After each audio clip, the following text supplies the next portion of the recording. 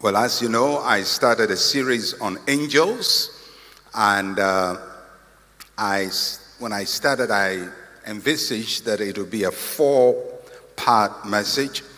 I think we'll go a little beyond that, beyond 4 parts, because I needed to just deal with some fundamentals before we go into some areas of the ministry of angels in our lives. And their work in the life of the believer. So today I'm doing part 3 of the message, Angels, and my subtitle will be Origin, Nature, and Power. Origin, Nature, and Power. I will not just discuss those 3, but they would form the basis of what we look at today.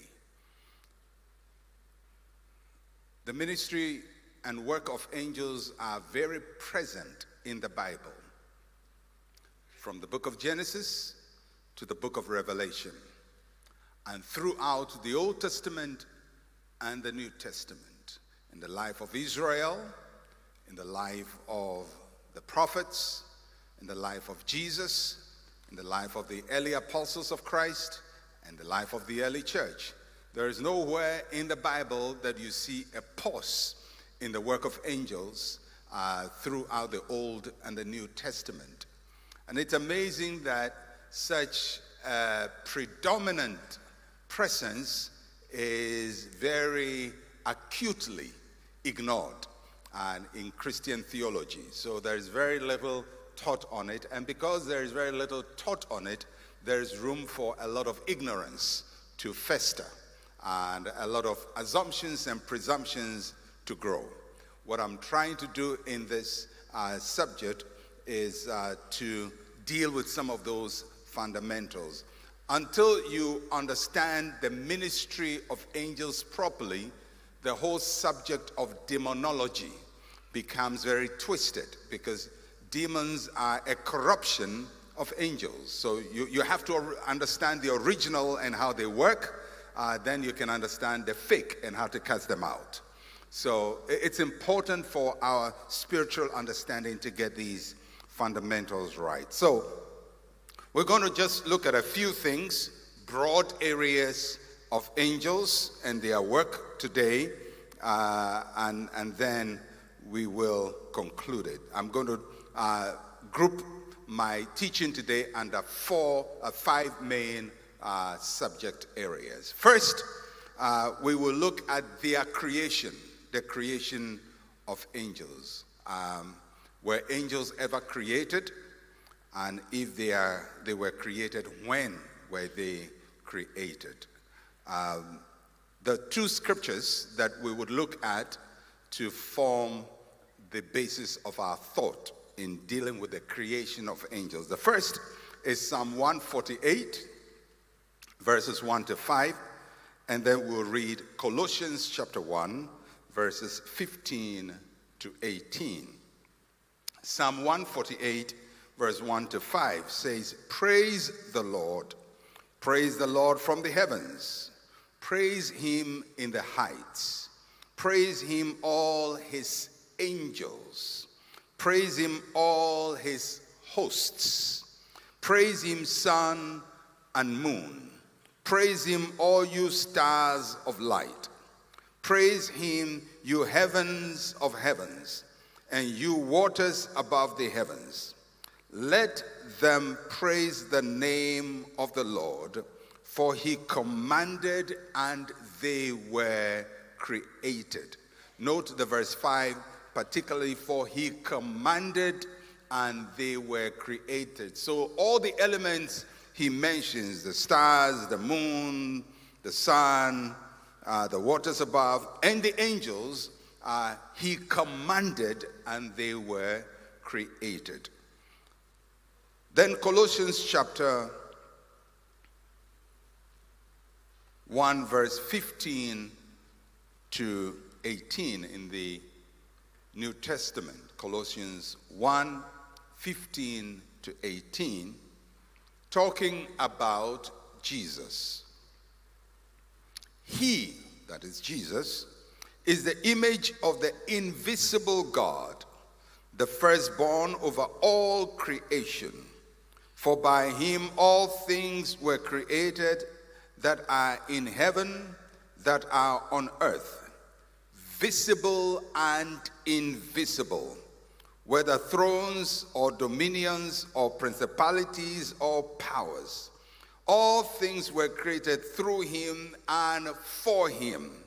He is before all things, and in him all things consist. And he is the head of the body, the church. He is the beginning, the firstborn from the dead, and in all things he may have the preeminence. Now when you read the verse 16, it says, for by him, Jesus, all things were created that are in heaven, that are on earth, visible and invisible, whether thrones or dominions or principalities or powers.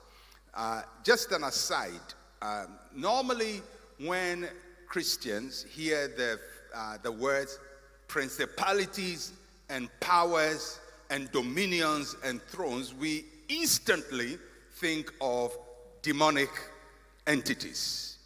And yes, there are demonic entities that are principalities, but there are good angelic entities that are also principalities and thrones and dominions. Whatever the devil does is a corruption of what God has already established. Remember in part 1 when we looked at Daniel's vision, and also in the book of Revelation, we talk about thrones being set in heaven. So the principalities don't originate from the devil. There are principalities of God, and I hope that in some of the sessions we will address some of those. So just an aside. So when you hear principalities and powers, don't ever think it's the devils, because normally when we're praying we say, let's come against principalities and powers. And normally, our voice change when we are talking about, let's talk about principalities and powers and deal with them. There are good ones. Not all of them are bad. All right. So Colossians talks about principalities and thrones and dominions and so on and so forth. But the important thing is that whether good or bad, they are all created by Christ. So all angels were created by God through Christ. All angels were created by God through Christ. In him all things were created in heaven and on earth, visible and invisible, spirit beings and physical objects. They were all created by God through Christ. Angels were created by God. They are not eternal. In biblical theology, there is only one being who is eternal, the first cause of all things, the one from whom all things emanate. He is the only one who was not created, the uncreated creator. We call him Yahweh or Jehovah, or sometimes we call him the Most High God or the Almighty God. Aside of him, every other spiritual being is created. So, this uncreated God, we know him as existing as Father, Son, and Holy Spirit. But angels were created by this one God. Angels serve Christ and his purposes. All spiritual beings, no matter their rank and function, are there to serve the purposes of Christ. He uses them to reveal his power and purposes. Both good angels and the bad ones are subject to Christ. Even in rebellion, evil angels end up serving the larger purposes of God. Even bad angels are used to serve the purpose of God. So when the devil and his angels worked out their best scheme, God uses it to serve his purposes. There is nothing the devil can do to serve his own purpose. Although he is rebellious, even his rebellious is used to serve God. So all things were created by him. So the Bible says, so that Christ may have the preeminence. There is nothing the devil can do about the eminence of Christ because he is above all. Nothing the devil does will ultimately serve his purpose. Everything the devil does ultimately will be used to serve God's purposes. The devil does not have any preeminence in any activity at all. Temporarily, he may seem to be winning, but in the end, we know who the winner is. Angels are created to serve Christ and his purposes. They are created beings. It's very important. They are not the spirits of departed people. Neither are they the spirits of glorified people. Neither are they a progression in human spirituality. So humans don't progress to become angels. Angels are created in their state. And they don't leave their state. Anytime they leave their state, they are in rebellion. They are created that way and that way alone. You will not become an angel at any point in your life. Children who die do not become angels. You know, in sometimes in pictures, Christian art, you find nice, cute little babies with nice wings behind them.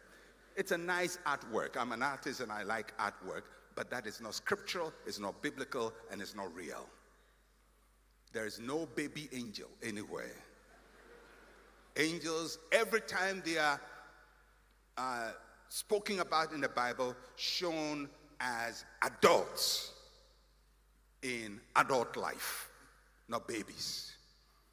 No angels are born to grow because angels do not have the power of reproduction. They cannot produce after their kind. Like human beings, we produce after our kind, we grow from babies. But angels, the number is fixed.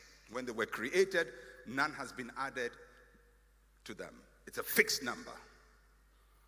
Those who went into rebellion, but those who are for God are far more than those who went into rebellion. There are more good angels than the bad boys. So don't be too much afraid of the devil because he took only a minuscule of the angelic host with him.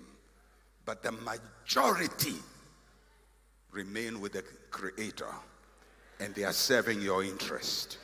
There are more for you than those who are against you. Amen? All right, so that's the first point. They were created. The origin of angels, they were created in God, by God through Christ. The second is their age. How old are angels? How long have they been around? What have they seen? I cannot give you a fixed age of angels because there is no real biblical way to do that. I mean, you can imagine it and apportion some times, but that would be conjecture. But how old are they? We'll have an idea of how old they are. Job chapter 38, verses 1 to 7.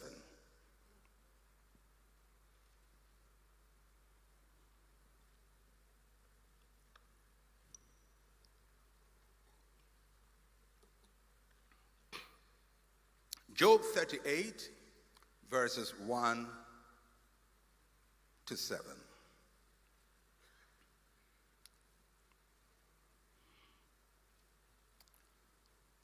This is when Job, perplexed by his own suffering, is asking God all kinds of questions, and his friends are also complicating his problems for him. So God now has to come in and address the meeting of these people, trying to make sense of what life was all about. So let's listen to God's discourse with Job and his friends, whom he says are darkening counsel. In other words, they are making knowledge dark. So Job chapter 38, verse 1 to 7. Then the Lord answered Job out of the whirlwind and said, who is this who darkens counsel by words without knowledge? That's a very interesting phrase, words without knowledge. In other words, they are just talking, but there's no sense. Reminds me of something I want to say, but I won't say.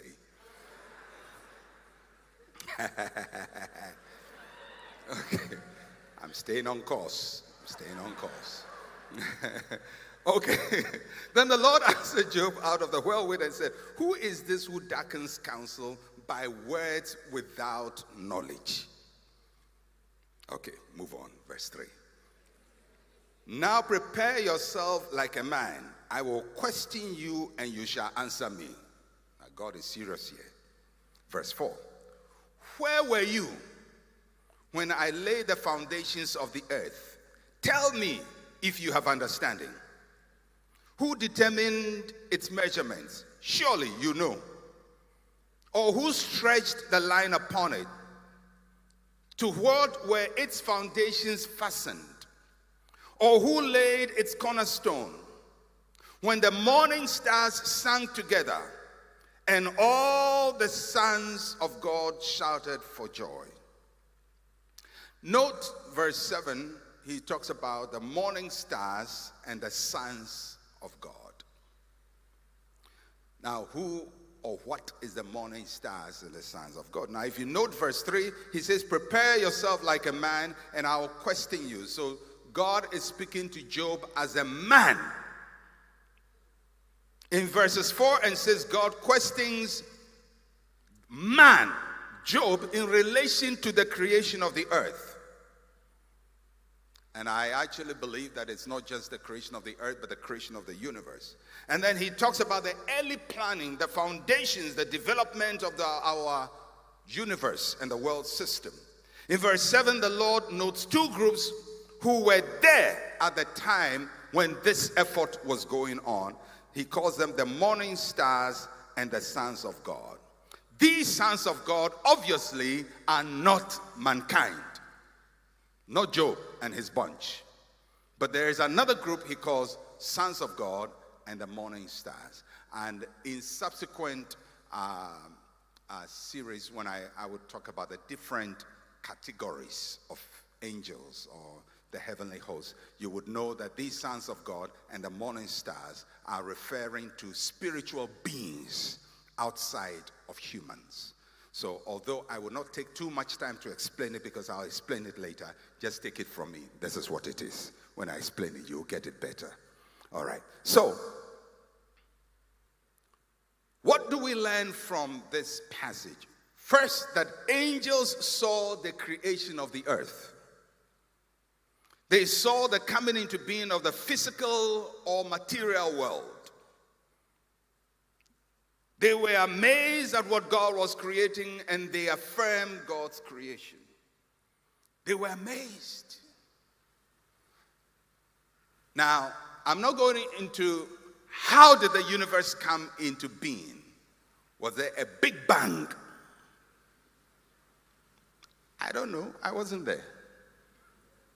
But God is telling Job, were you there? And I'm sure he's asking the scientists, were you also there? But whether it was a big bang or an instant full-fledged creation, whatever process he used, he says when that process started, the angel said, whoa, wow, what's going on? Because they saw the laws of nature, the laws of physics. They saw the material world coming into being, forming itself, and they were amazed at this. So the creation of the universe as we know it started after the creation of the angels.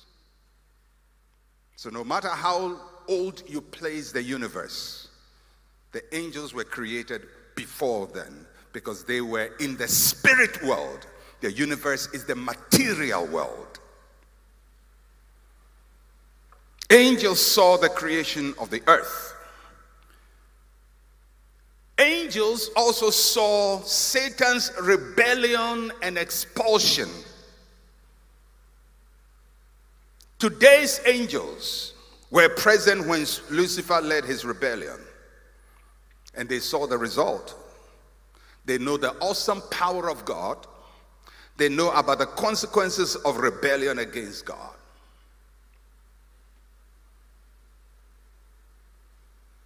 It is implied throughout Scripture that Satan was cast into the created world, into the universe that has been created. He was created before, but cast into the created world. So they saw that world, the fall of Satan. And they saw the creation and fall of man. That is just logical. If they were there at the foundation of the earth, we came after the earth. They saw it. So how old are angels? I don't know. But they existed before time and space was created. So that's a profound number of years these guys have been around. Now, what happens when you've lived for a very long time is that you gather a lot of knowledge. Knowledge of God, knowledge of the devil and how he works, knowledge of human beings and how they behave. There's a difference between knowledge and wisdom. Knowledge comes through observation of information or happenings. Wisdom comes through participating in it and learning the lessons. Angels don't have the same wisdom because they didn't participate and learn lessons, but they observe. And they don't always understand everything they observe. We'll get to that later. But they observe. So they understand the nature of man, where man came from, what are the problems of man. Both good angels and bad angels know that. So the devil and his bunch, whom we normally call demons, it's not an accurate categorization, but we will take it like that. That's how we use it, so let me leave it like that way. You know, there are words we use in normal Christian language that are okay for our understanding, but technically are not accurate. I will leave it. All right. So the devil and his bunch, what we call demons, they also were there when all these things were happening. So the devil has studied man for a very long time. He has seen people from Adam to Eve to Cain to Noah. He has seen them. He has seen where human weakness is, what makes human beings fall, what tricks human beings. Saw Samson and all his shenanigans, studied David, Solomon. So when he's observing you, there's an accumulated benefit of human history that makes you very worried. But you also have to know the one who created you was also there from the beginning. And he knows, he remembers that you are dust and you are weak. But where you are weak, he is strong. Our confidence is not in ourselves. Our confidence is in him.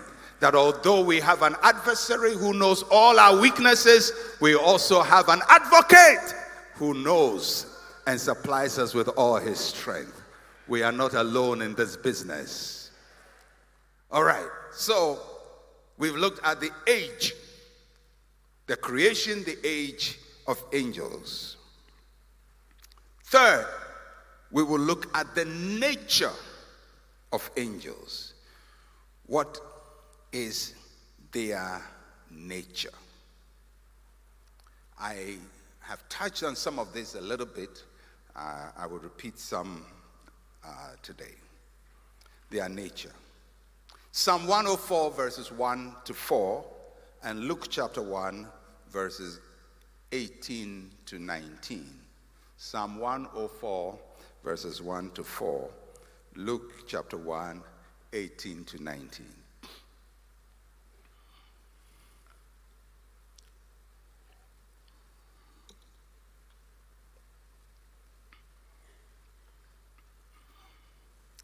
Now, Psalm 104, verse 1 to 4 says, "Bless the Lord, O my soul. O Lord, my God, you are very great.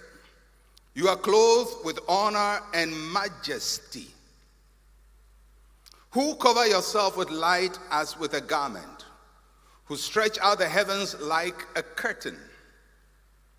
He lays the beams of his upper chambers in the waters.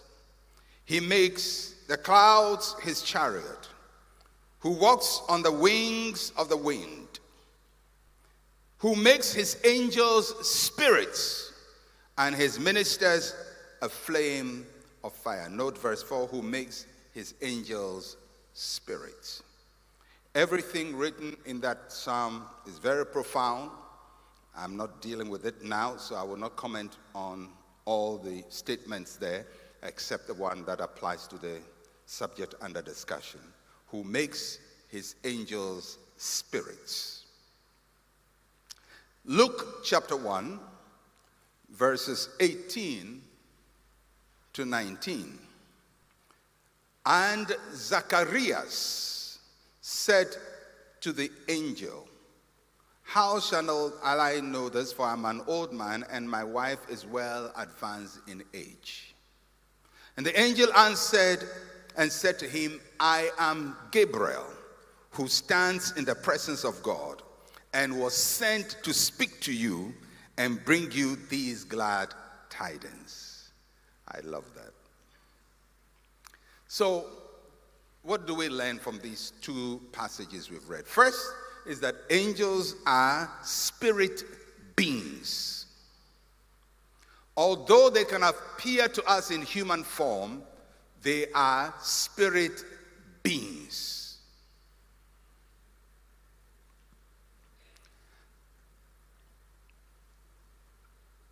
They only assume human form for short periods of time to communicate with us. But the question people have asked is, do angels have a body? Do they have a body? It can be inferred from the scripture that they have a body because they are composed entities. They are composed entities. So if there are 1,000 angels or 10,000 thousands, they are entities, they are units. So they must have a certain form that makes them stand unique, not mixed together. So for that to happen, they have to be contained in some kind of a body. They have to be contained in some kind of a body. The Bible says that there is a natural body and there is a spiritual body. There is a terrestrial body and there is a celestial body. I believe that angels have a body, but that body is not material like our body. It's almost like the body that Jesus had when he resurrected from the dead. Can walk through doors, can appear almost spontaneously when people are not expecting him. Seems that he can be in one place and the next moment he's in another place. So there is a body. The Bible calls it a glorified body. I believe that angels have a body. It's a heavenly body. It is not made of carbon like our bodies are made of carbon, because we are earth beings. Our body was made from the dust of the earth. And so there is a material limitation that our body has. Angel's body was not made from the dust of the earth. It was made from another substance, and that body can change. Sometimes it can shine. Sometimes it will not shine. Sometimes even it will make the clothes an angel is wearing look like light. So they have a body that I believe is luminous in one way or the other, made of a substance unknown and undiscovered in this earth realm, but still a body, a heavenly body. And that is what sets them apart. But they are essentially spirit beings. And I believe they have a heavenly material body of a substance we don't know, but it's a body. Does it make sense? Okay, all right. So they are spirit beings. You can also infer from the nature of angels that they can express themselves. They can express themselves. They sang at creation. That's what the Bible says in Job. They sang and they shouted. They rejoice when a soul is saved, so they have the ability to show emotion. And there are instances when an angel becomes sad. So they can express themselves. They can talk back. They can engage in conversation, as we see with the angel and Zechariah. And throughout Scripture, you see that self-expression is part of the work of angels. They can express themselves in song, and they can speak. It has been asked whether angels have a language. Well, I don't know how to, some of these words are earth descriptions. They are not heaven's descriptions. So when we say language, we are thinking as human beings. But obviously, if the angels talk in heaven and they say, holy, holy, holy, Lord God Almighty, who was and is to come, and they're saying it in heaven, they are saying it one way or the other in a certain language. I don't know what language it is, whether it's a communicated language or a telepathic language or whatever language, I don't know. But they obviously have a way of expressing ideas in a language form. So they are able to worship God, they are able to declare to God, they are able to give messages to God, they are able to take messages from God, they are able to engage in conversation in the heavenly realm. Obviously, when they deal with human beings, they have to speak a human language. So if an angel came to speak to you and you don't understand English and all you understand is Ga, you speak Ga. Achomi Gabriel. Now you can't look at the angel and say, "Hey, how can you speak Ga?" Hey, it's not a good angel. How can angels speak Ga? No, angel, once they are in the earth realm, they will speak whatever language is needed for them to communicate with you. But I believe that pictures or visions of angels in heaven also show them communicating in heaven. So I believe they have an original language that is not an earthly language. Some have made a big deal with what the Apostle Paul says in 1 Corinthians chapter 13, though I speak with the tongues of men and of angels and have not love. And so people have assumed that there is tongues of men and tongues of angels. I have heard people speaking in tongues and they say, this is angelic. And normally by the time people say their tongues is angelic, it sounds so ridiculous that the only way they can qualify it to say it's angelic. I don't know whether human beings speak angelic tongues. I don't know. Because I don't even know what angelic language sounds like. So I can't predict that your tongues is angelic. But the Bible says when we speak in tongues, our spirit prays to God. It's not so much the quality of the language, but the expression of the spirit to God. Is there an angelic tongue that people speak? I don't know. When you speak in tongues, are you speaking the words of angels? I don't think so. You yourself know that it is not angelic tongues. Do people speak angelic tongues? It's possible. It's possible. I don't know. I don't have scripture to back that. But they express themselves. They seem to have a language. The angels can be uniquely identified. Uniquely identified. The angel that appeared to Zacharias says, I am Gabriel. I am Gabriel.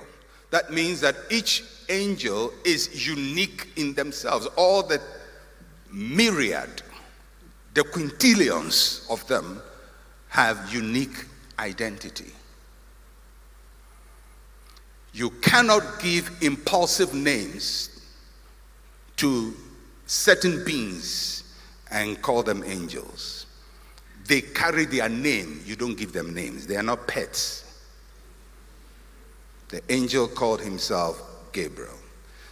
They are not robotic entities mass-produced in heaven. They are unique personalities. In the book of Zechariah, that is different from this Zacharias, but the book of Zechariah, you'll find the prophet Zechariah talking about the angel who spoke with me, the angel who spoke with me. And many times he will see a vision and he'll talk about that angel. In other words, of all the things he was seeing, he was able to identify this particular angel who keeps coming to me. That means he has a unique way of self-identification. So angels have unique self-identity.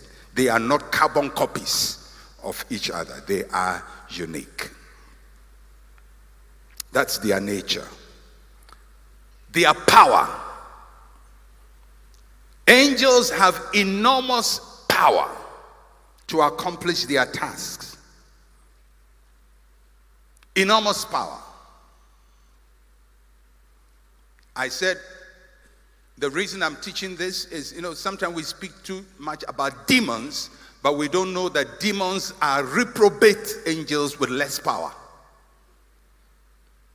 Reprobate angels with less power. The angels of God have the power God gives them.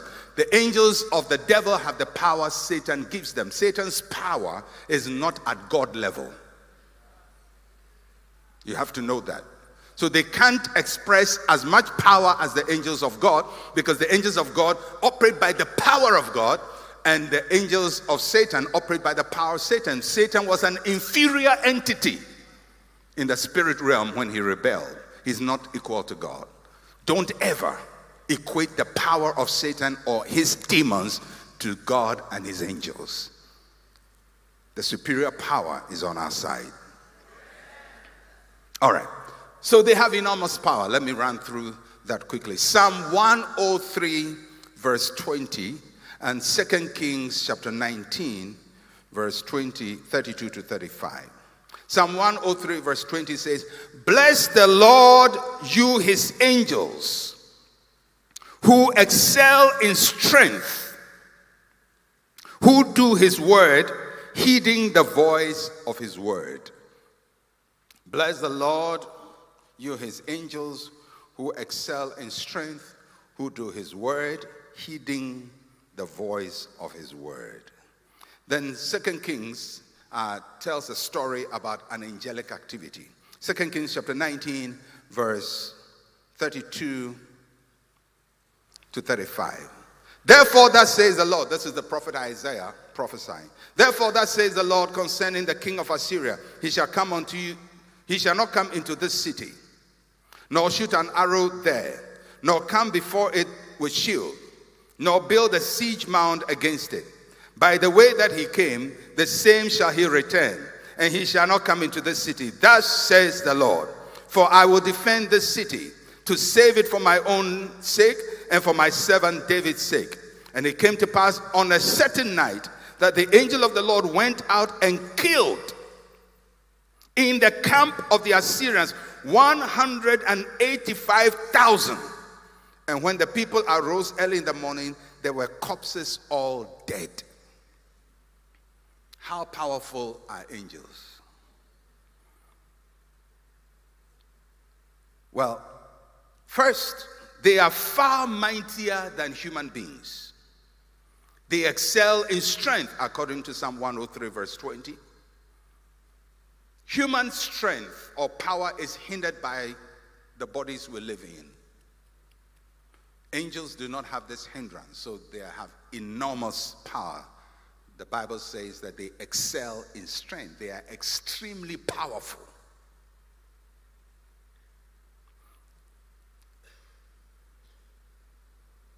They can fight battles for God's people. So the story in 2 Kings that we read, the king of Assyria, Sennacherib, gathered his army against the people of God. King Hezekiah got Isaiah the prophet. Isaiah came and gave the prophecy. And the Bible says that one night during this siege, one angel went to the Assyrian camp and killed 185,000 soldiers. That's a lot of people. In fact, the number is so large that most Bible historians think that the original Hebrew word, it's been mistranslated as 185 because it's just mind-boggling. So they are suggesting that the number is 18,500. Listen, whether 18,000 or 185 or 1,800, I don't care. If one angel can go to a military camp and decimate that number of people, I'm happy he's on my side. I'm happy. I mean, which bodyguard of any president or any leader in the world can have one commando that can beat 1,800 people? Not the president of the United States, his secret service. I mean, they can take on one-on-one, one-on-two. But if you just multiply about 10 people on one person, they will defeat him. Forget about all the movies. It doesn't happen in reality. Even the Terminator, Arnold Schwarzenegger, cannot deal with 1,800 people or 185,000 people. But we have super Terminators. They call them angels. And God says to Isaiah, tell Hezekiah, thus says the Lord, Sennacherib will not come here. He will not shoot an arrow. How is that going to happen? Wait, tomorrow you will see. And in the night, one angel, I don't know whether with sword or with bazookas, whatever he was using, I don't know. But he goes into this camp and kills. I don't like the word kill, but it killed. He kills 185,000. You can downgrade it to 18,000 or 2,800. It is still enormous.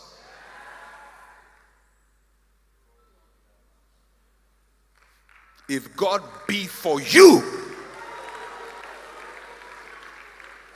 who can be against you? And people deploying very miserable, defeated, rebellious, satanic entities are threatening your life, and you don't know that there are angels of God who have such enormous power. I don't know about you, but wherever that angel is, Lord, let him not be against me. Let him not be against me. This one has to be on your side. Enormous power. They fight battles. Most of the battles of Israel were fought with angelic help. You remember when they were going to Jericho? Joshua gets up in the morning, he sees a man with a sword drawn out. Joshua just knows this guy, we have to figure out where he belongs, because if he's for them, we stop this fight. He goes and says, sir, whose side are you on? He says, don't ask me whose side. I'm on God's side. I have come as a commander of the Lord's army. You better decide whose side you are on. As for me, my side is determined. I am on God's side. If you want me to fight for you, be on God's side. Don't ask me whose side I am on. I know my side. Whose side are you on? So, whose side are you on?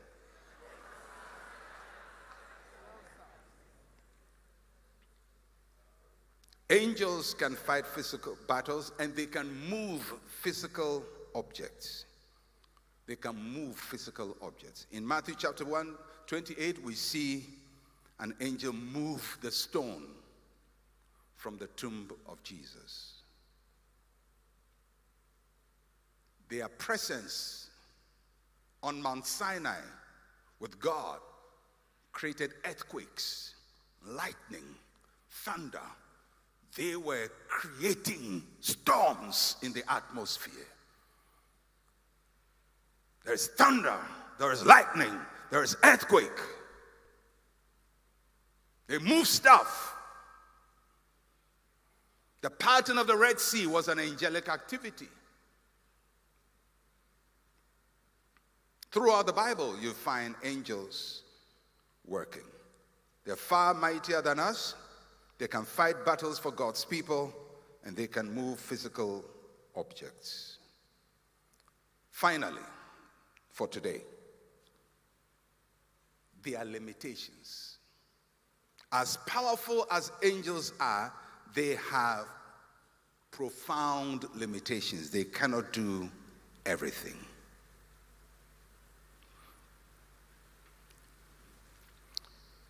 First Peter chapter 1,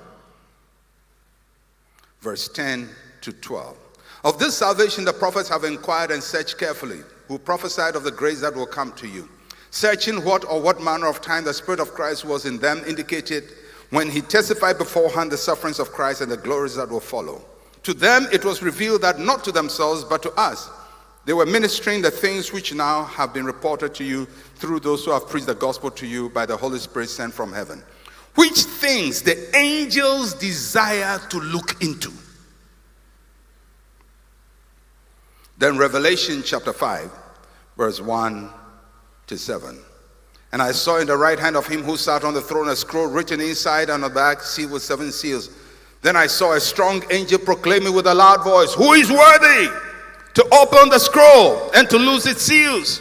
And no one in heaven or on the earth or under the earth was able to open the scroll or to look at it. So I wept much because no one was found worthy to open and read the scroll or to look at it. But one of the elders said to me, "Do not weep. Behold, the Lion of the tribe of Judah, the Root of David, has prevailed to open the scroll and to loose its 7 seals." And I looked, and behold, in the midst of the throne and of the 4 living creatures, in the midst of the elders, stood a lamb as though it had been slain, having 7 horns and 7 eyes, which are the 7 spirits of God sent forth into all the earth. And he came and took the scroll out of the right hand of him who sat on the throne. I like that.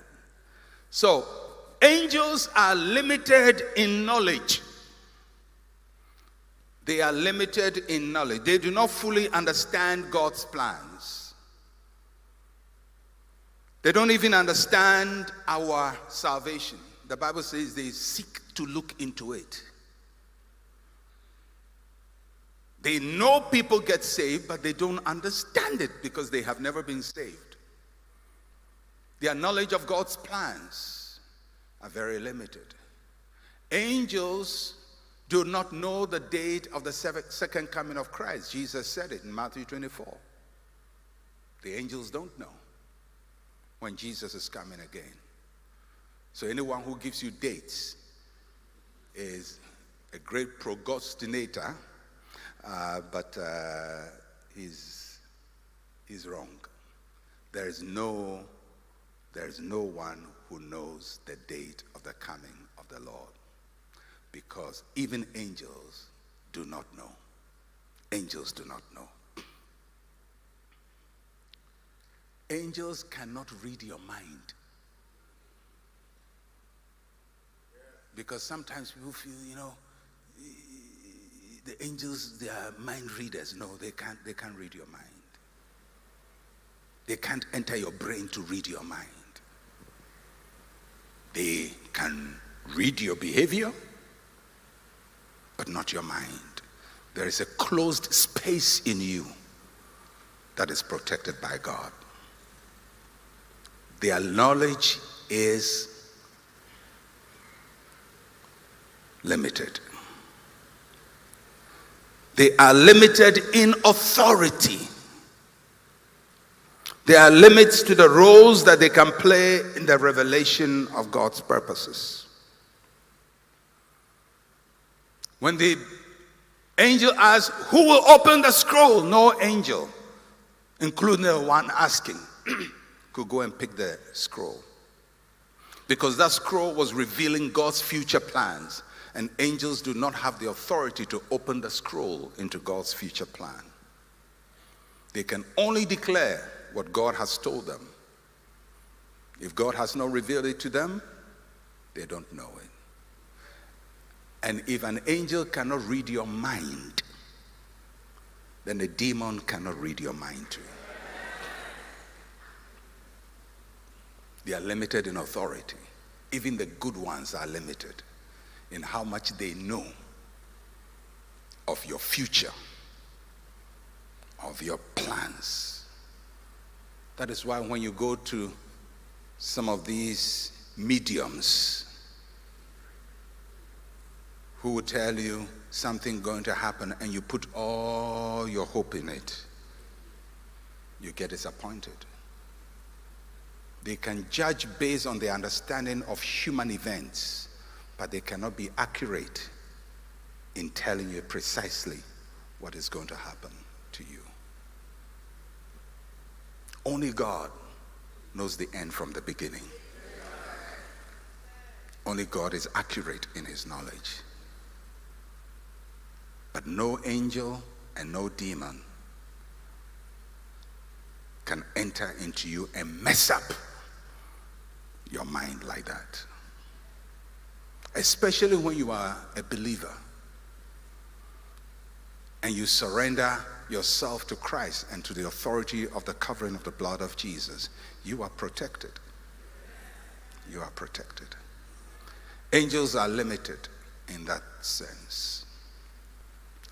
They are limited to time and space.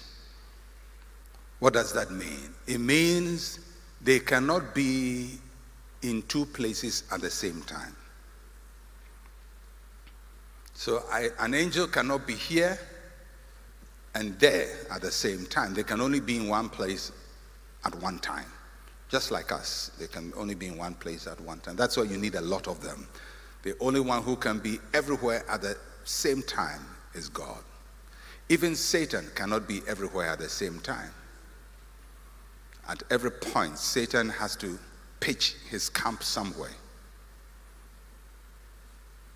Geographical areas. There are places now that where he has sat.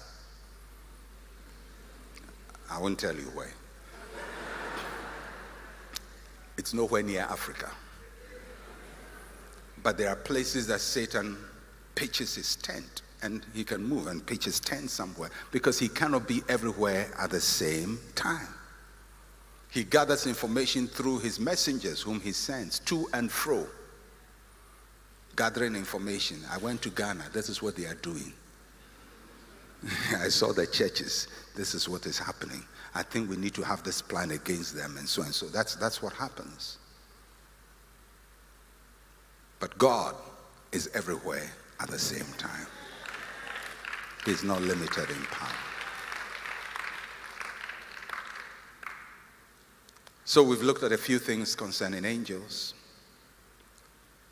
I've basically looked at the good angels, but there are some bad boys angels.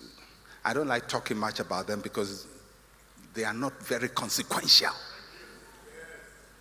If we know what we have. If your enemy is weak, you don't bother about it. Do you think the United States Army has a strategy to defeat Ghana?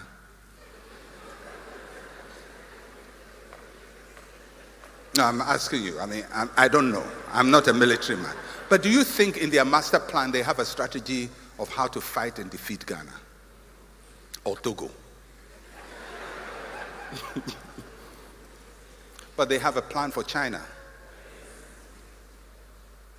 and for Russia and maybe Japan and a few others. But, us, we just fight, in the air. America, we don't fear them. You think you are not on their budget. Anyway, we think too highly of ourselves. Who cares? Your GDP, look at you, your problem. They don't care because you are inconsequential. In the same way, if you know your strength and what is for you, there are some enemies that are inconsequential. So somebody comes and tells you it's your grandmother who is doing it. Even her teeth, she can't grow it back. Abba. And you want me to go and worry this woman is the one who is messing up my life. Now in the name of Jesus I come again. Hey, leave the old lady alone. It's inconsequential. Even if she is, it's inconsequential. Because you know the awesome power available to you. You don't fight battles that are inconsequential when you understand the enormity of the power that is available to you as a child of God. The Bible says the angel of the Lord encamps around the dwelling of the righteous. You are under angelic cover by the command of heaven, and no weapon formed against you shall prosper in Jesus' name. Somebody celebrate the Lord this morning. I said celebrate the Lord this morning. Celebrate the Lord. There are more for us than those who are against us.